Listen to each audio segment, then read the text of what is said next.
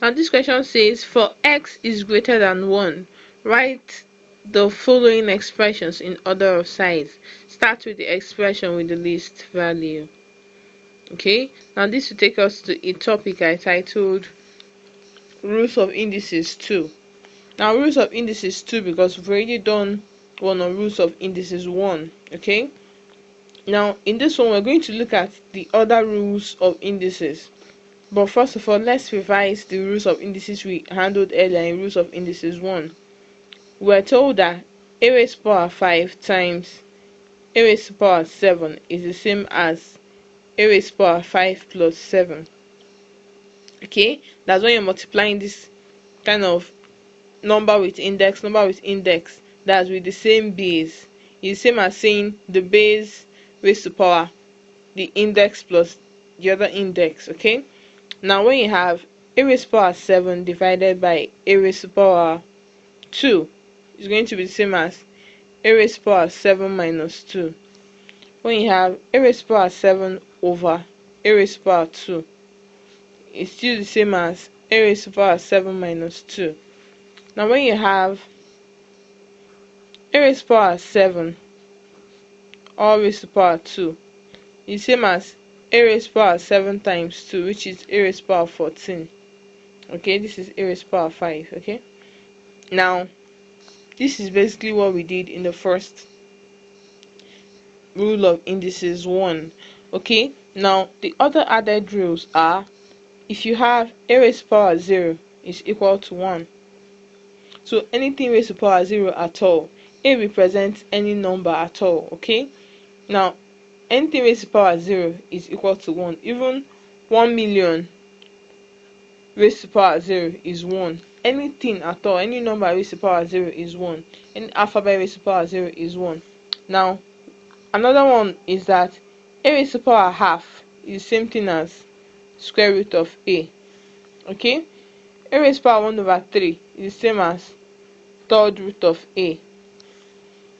A raised to power 1 over 4 is the same as fourth root of a, and so on and so forth. Okay, now a raised to power minus 2 is the same as 1 over a squared. Okay, now a raised to power minus 3 is the same as 1 over a raised to power 3. Okay, now we're also told that for a raised to power minus 1 over 2 is the same as 1 over square root of a. Okay, a raised to power minus 2 over 3 is the same as 1 over third root of a, all squared. Now this represents the squared and this represents the root. Okay, now this is basically what this other rule of indices is saying. Now to use it to solve the question, we are told that we have x raised to power 0, x squared, x raised to power minus 2, x raised to power half, and we are told to arrange them in ascending order. Okay, now since all of them have the same base, okay, it's just the indices or the index that we're going to be worrying about. That's what we're going to use to grade them according to their level.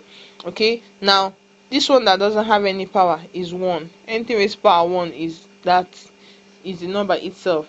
Okay, that's another one. A raised to power 1 is a.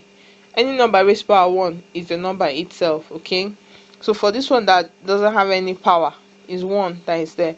Now what we're trying to say now, from the list, even from number line, if you have a number line here, you have 0, minus 1, minus 2, minus 3. This is 1, this is 2, this is 3, and 4, and so on. Now from this number line, the least or the most backward will be minus 2. After minus 2, as you're going forward, you can have minus 1, minus half, 0, then 1, 2, 3, 4, and all that.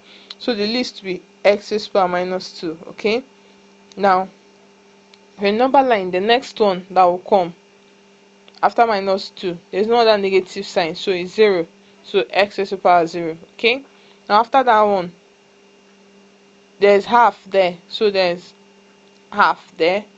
You have x raised to the power 1 over 2. Okay, now after half you have 1, x raised to the power 1, then you have 2, x raised to the power 2. This is basically how you arrange them in ascending order. Now I actually handled the other part of rule of indices, so you'll be able to appreciate more what this actually stands for.